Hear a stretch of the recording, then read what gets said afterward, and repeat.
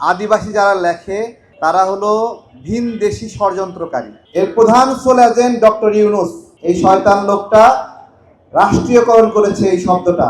এই যে আদিবাসী বাঙালি, এটাও লিখবেন না, ঠিক আছে?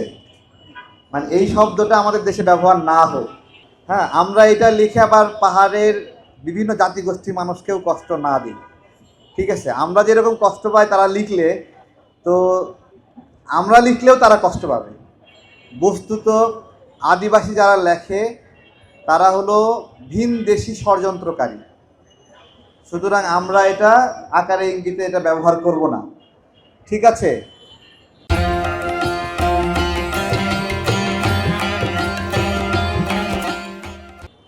কারণ এটা নিয়েই ষড়যন্ত্রটা করে, এটা নিয়েই ভাগ করতে চায় আমাদেরকে ভাগ করতে চায়। এবং এটা প্রয়োগ করার উদ্দেশ্য কি জানেন? উদ্দেশ্য হলো নিজ নিজ জাতি পরিচয় কেড়ে নেওয়া।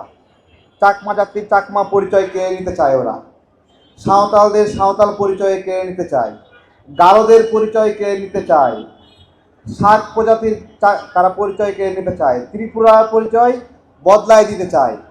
পরিচয় বদলায় দিতে চায় না, শুধু যখন পরিচয় বদলায় ফেলে তখন বলে তোমার ধর্ম কি? কারণ সে তো তার আগে জাতিগোষ্ঠীতে নাই। তখন বলে যে আগে তো গারো যখন ছিল তখন ধর্ম ছিল সাংসারিক, তুমি যখন আদিবাসী হবা তখন তোমার ধর্ম কি হবে? তখন তোমার ধর্ম হবে এইটা। এইখানেই সমস্যা। সুতরাং এই শব্দ দিয়ে আমাদের ধর্ম কেড়ে নেওয়া হচ্ছে, সংস্কৃতি কেড়ে নেওয়া হচ্ছে, আমার জাতি পরিচয় কেড়ে নেওয়া হচ্ছে।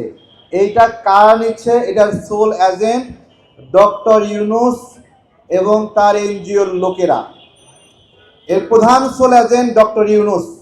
সে এটার সাহস করে আমাদের রাষ্ট্রীয় ডকুমেন্টেশনে সে ঢুকিয়েছে। এই শয়তান লোকটা রাষ্ট্রীয়করণ করেছে এই শব্দটা, এবং এটার মাধ্যমে তার সময়ে পাহাড়ি বাঙালি মিলে রক্ত ঝরিয়েছে সে, এবং এই বিবাদকে উস্কায়ে দিয়ে সে আমাদের বাংলাদেশের নাগরিকদেরকে জেলে ভরেছে।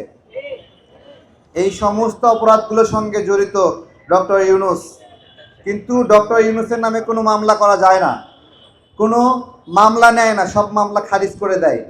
আমি জানি না বিএনপিও তার ভক্ত, জামাতও তার ভক্ত, এনসিপিও তার ভক্ত, বুঝতেছি না, তার বিরুদ্ধে কোনো মামলা করা যায় না।